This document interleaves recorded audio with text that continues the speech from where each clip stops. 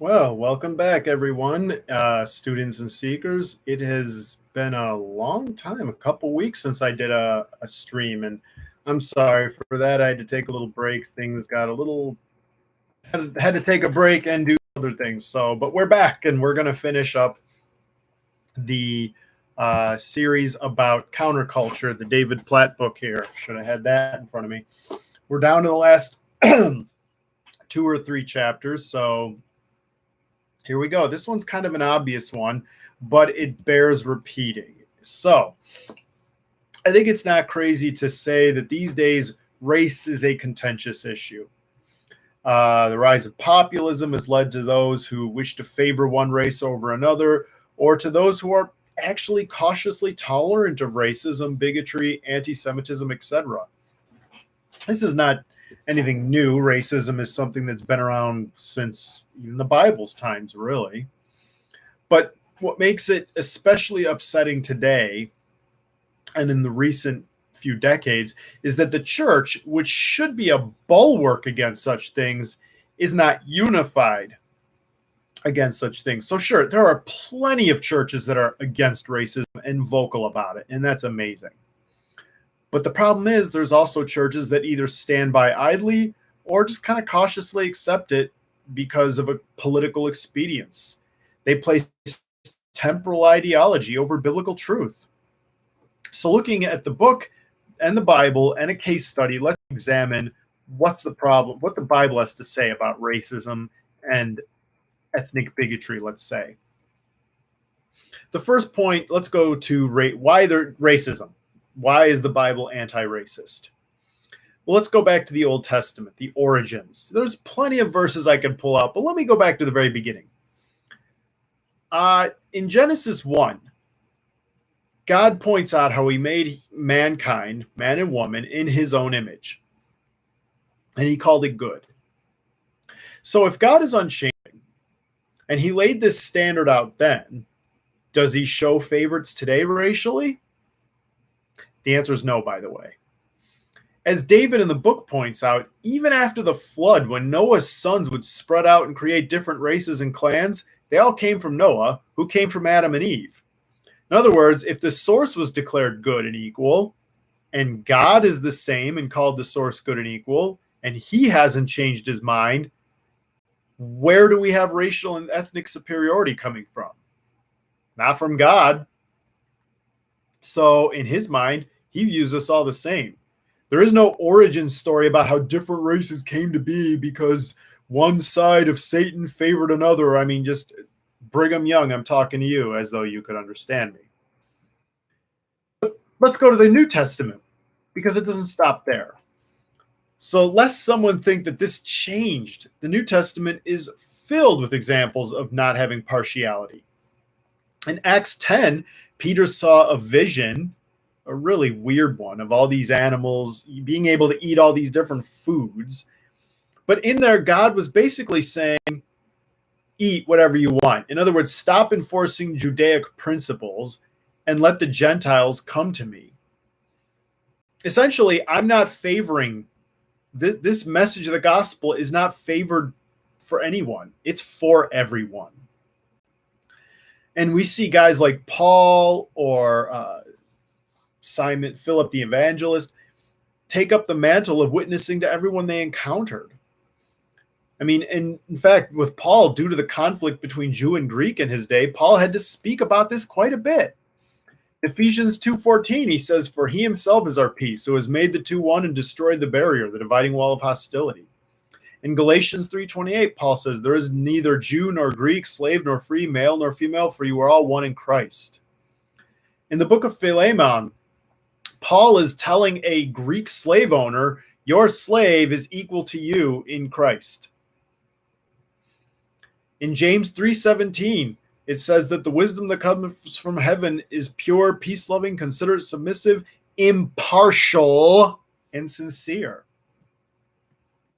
You know, in terms of ethnicity, remember when Jesus spoke to the woman at the well, a Samaritan, that was scandalous. So all in all, the notion of God favoring a race or ethnicity has never been justified scripturally.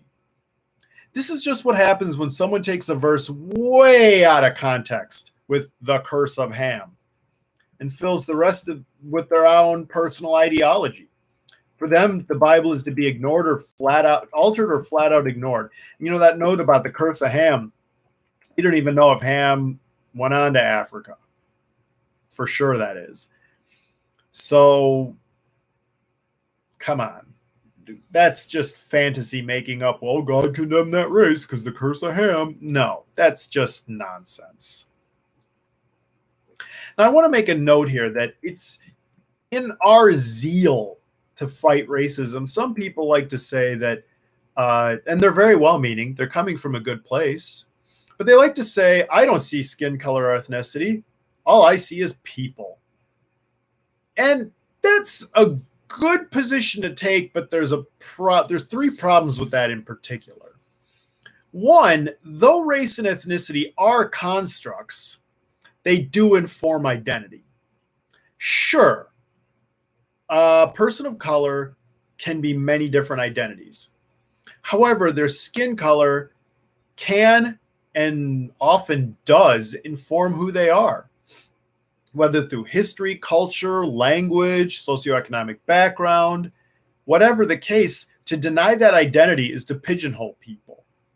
Because if you don't see race, what do you see? You can say a person, which is nice, but you deny what made that person what they are. Because you can see race and not be racist.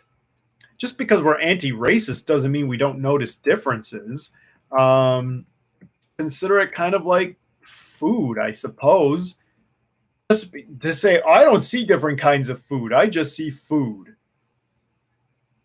I don't know about that. It's okay if you see another race. It's just bad when you start to play favorites or push someone down because of that. The next problem with this I don't see race or anything is that it usually stems, not usually, but it sometimes stems from people who argue for singularity. In other words, I don't see race. Everyone should just be close enough in thinking and ideology. Incidentally, that identity should match what I'm comfortable with. Again, is everyone who says I don't see race demanding cultural hegemony? No, not at all. But there are those that do, which makes this a problem. And biblically, by the way, this just doesn't make sense. I don't see race. The Bible, whilst denying favoritism, also doesn't deny that differences exist. You know, I can assure you as an ESL teacher that language forms culture. And if God made languages and they inform cultural and ethnic identity, and God created people of different races, obviously God is responsible for that diversity, isn't he? So by saying that we should all just see sameness and shun heterogeneity in culture, we're telling God, you done screwed up. You should have made us all the same. So consider this final point biblically. If God made everyone with unique talents and gifts to build up the body, would he not do so with other aspects of peoplehood? If the Bible makes it clear God made diversity, then it can't be, we don't have to worry about saying, I don't see race. Again, God made it. We can acknowledge it. Now, on the point of immigrants, this one strikes a little bit more home. Because I teach immigrants, I'm in a ministry for immigrants, and I'm married to an immigrant. What's more, I, like all of us, are the descendants of immigrants. So the question is, who are we to deny immigration or badmouth immigrants? I often hear this argument. My ancestors came here legally. Oh, you mean when there was no national policy? When the process of immigration meant get ticket, get on boat, get off boat, go into America. Literally, that's what it was. We think that everyone had to go through the same process as now, but nope. Honestly, your ancestors probably didn't even learn English. And also, if your ancestors went through Ellis Island, unless they had TB or something, they were getting in. In Ellis Island, there were only 12 people that were denied due to political ideology. Over the course of decades, 12 got denied over politics. Most of them got denied because of disease. The states during those times had more power than the Fed. In fact, if you had gone to your ancestors and said, hey, let me see your visa status, they would have said, what's a visa? So now that that's out of the way, let's talk about what the Bible has to say about immigration. And actually, God tells us a number of times to care for sojourners.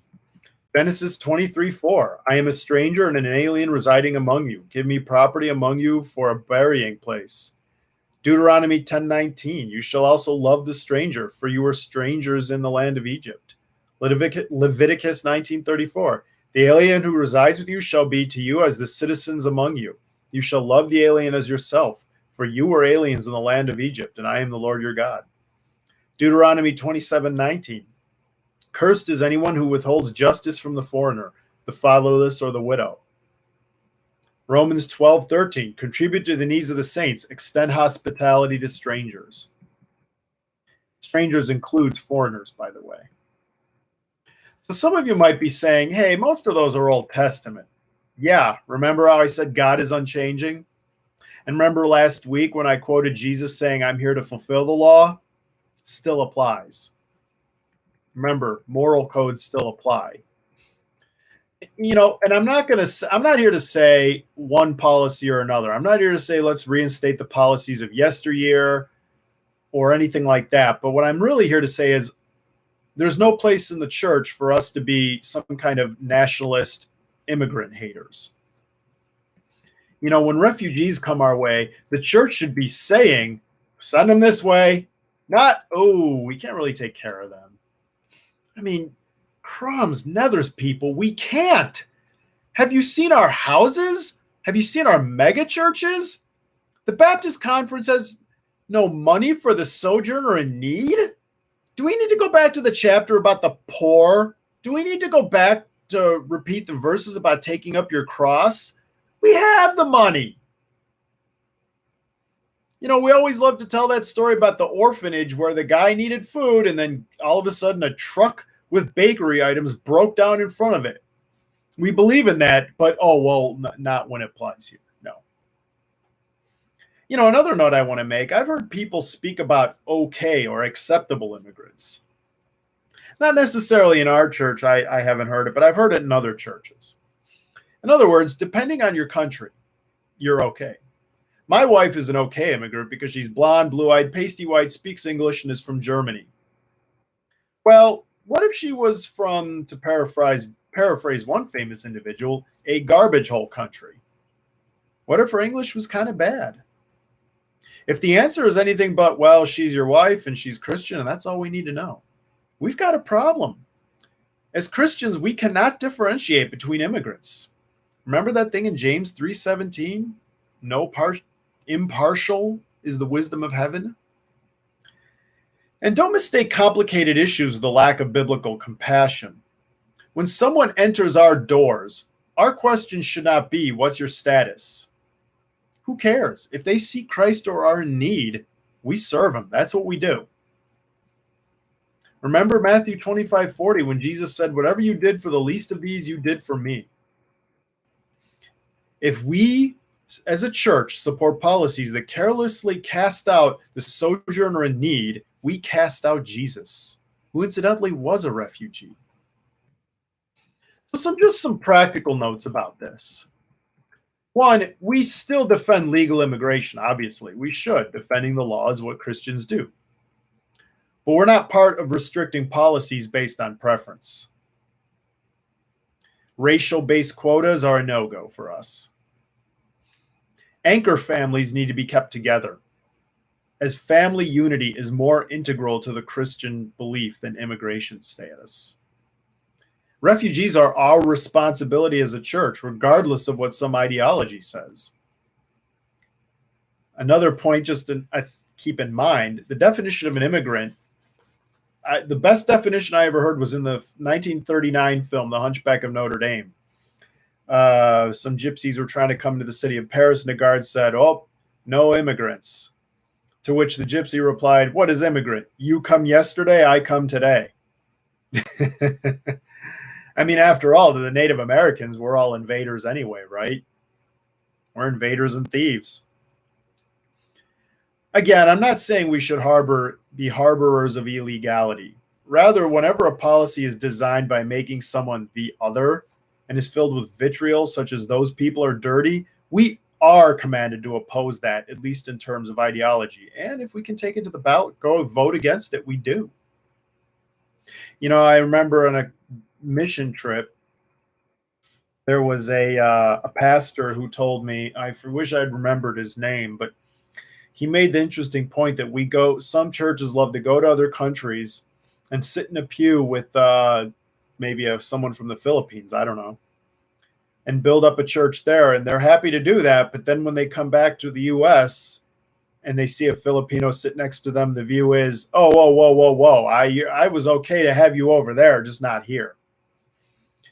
And again, I don't think nobody's doing that at our church, but it does happen at other places. I've heard it at other churches from kids who say, I'm not allowed to play with you because my mommy says I can't play with kids with your color. I heard it at a CVC. I heard this story secondhand at a CVC sports camp. That's disgusting. I want to finish with a short case study, and I'll be brief because I'm going to post a link in a video to tell you more about this, but it's going to be about Black Lives Matter. Yeah, an easy topic, huh? So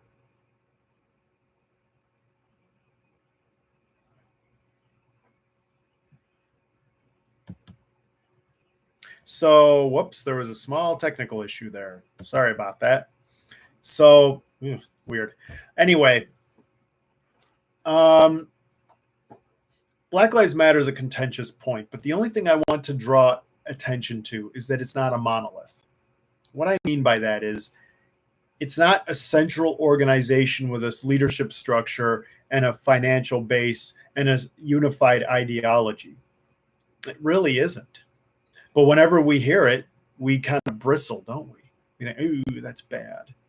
Instead of talking to the person and seeing what's up. And that's a problem. Because some things are rather radical and extreme, even for the Bible. But some aren't. You have to talk to the individual. Get in the thinking about it. And the link I'm going to post is to a Christian apologist professor named David Wood. Now, some of his stances about Islam I'm not going to endorse, but this particular video I will.